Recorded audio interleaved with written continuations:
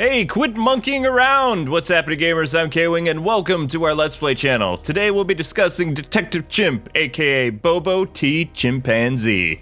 Now, his minifigure can be located in the Batcave during the quest, The Secret Quest of Chimpanzees. He cost 65,000 studs. As for powers and abilities, well, in the game, Bobo has acrobatic stuff, so think Nightwing or Robin. He uses detective vision, and can also use techno panels and wall jump.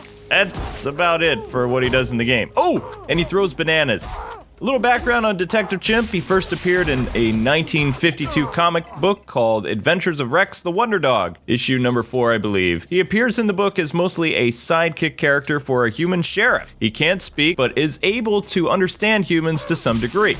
In this story, he actually helps solve the murder of his former owner, so it's kind of sad, but then he goes on to be a superhero, kind of, that wears a Sherlock Holmes hat and carries a magnifying glass. In the Silver Age, though, Bobo has way too many origins that I'm not going to cover them at all. Everything from mad scientists to aliens abducting him. Well, you get it. All you need to know about this guy is he dresses like Sherlock Holmes, speaks with a Boston accent, carries a magnifying glass, and is super intelligent thanks to whatever the writers decide for that comic. In Day of Vengeance, which is kind of a recount of his abilities, which is about the Spectre, it was a 6-issue miniseries in 2005. Detective Chimp has a very different story. He's that of a carnival attraction and pet of a character named Fred Trope, who was his original owner in 1952.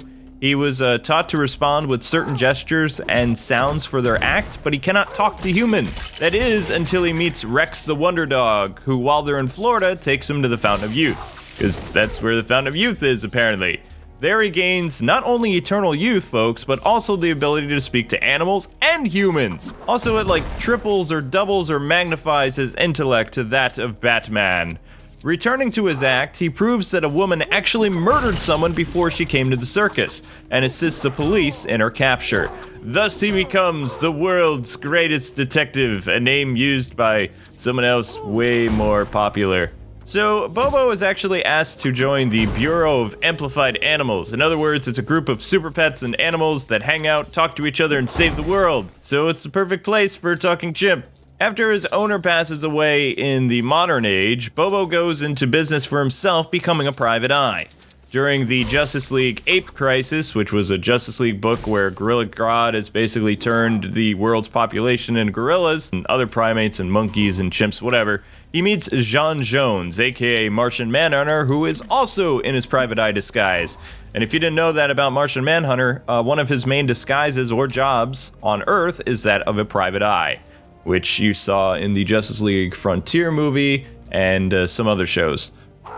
Basically, Detective Chimp helps the Justice League out for a while, and things seem to be going well for Bobo. His business is booming, things couldn't be better for the monkey. Tons of bananas, it's a monkey's paradise. But eventually, the novelty of a talking chimp runs out, and his business goes under, because who wants to work with a detective that's a chimp? Bobo then becomes a drunkard and super lazy. He leaves Earth through a dimensional portal to a bar called the Oblivion Bar, which is like this magic place, so think an otherworldly dimensional realm or something like that, where only those who've been touched by magic can enter. So that's where he resides, drinking, sleeping, talking to people in chat rooms, that's about it. In Oblivion, Bobo actually meets so many different magic users and becomes friends with the likes of Dr. Fate, Zatanna, Phantom Stranger, Spectre, you name it, he's met them.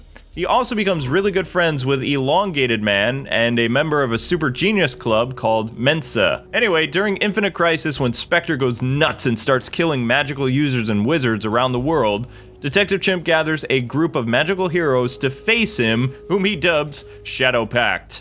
Under his leadership, the group is able to stop Spectre and Calypso from destroying the world.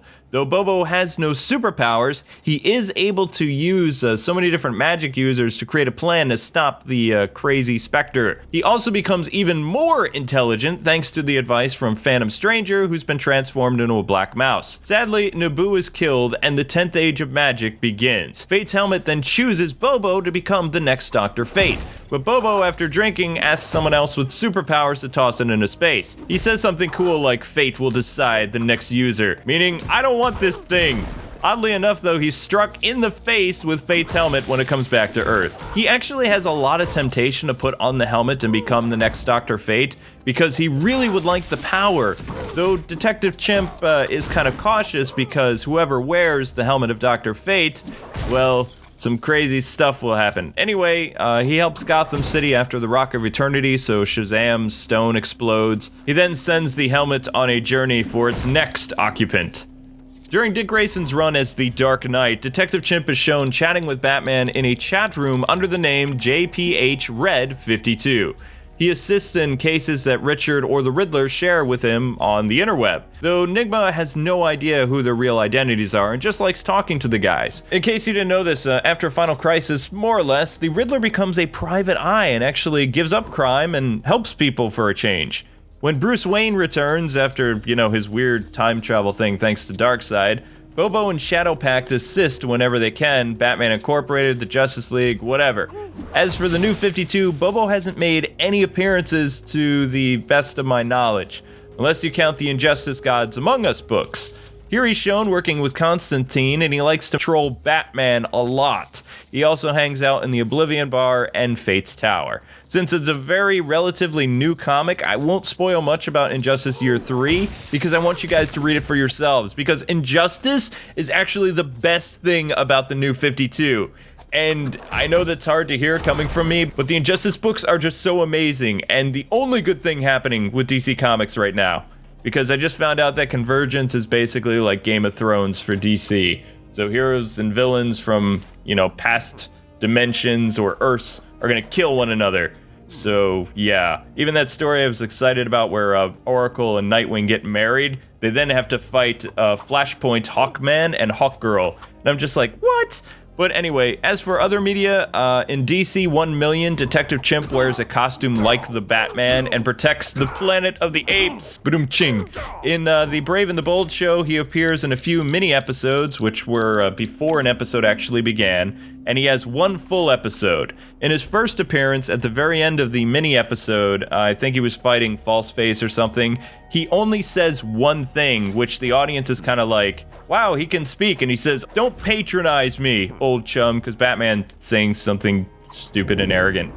In his full episode, he helps the Batman defeat Gorilla Grodd and has a thing for Vixen, but she thinks Detective Chimp is kind of creepy. In Teen Titans Go, he tries out for Beast Boy's job after BB gets fired. He appears wearing his detective hat, jacket, and he has his magnifying glass.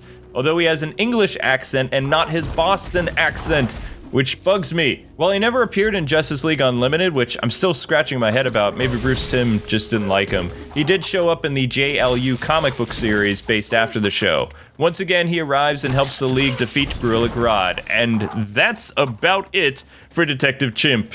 I hope you guys enjoyed this video and went bananas. In the comment section below, tell me who you would like to see next. If you liked this episode, don't forget to subscribe, like, and share this video. Well, until we meet again, gamers, God bless and happy gaming. I'll see you tomorrow with another LEGO Batman 3 video.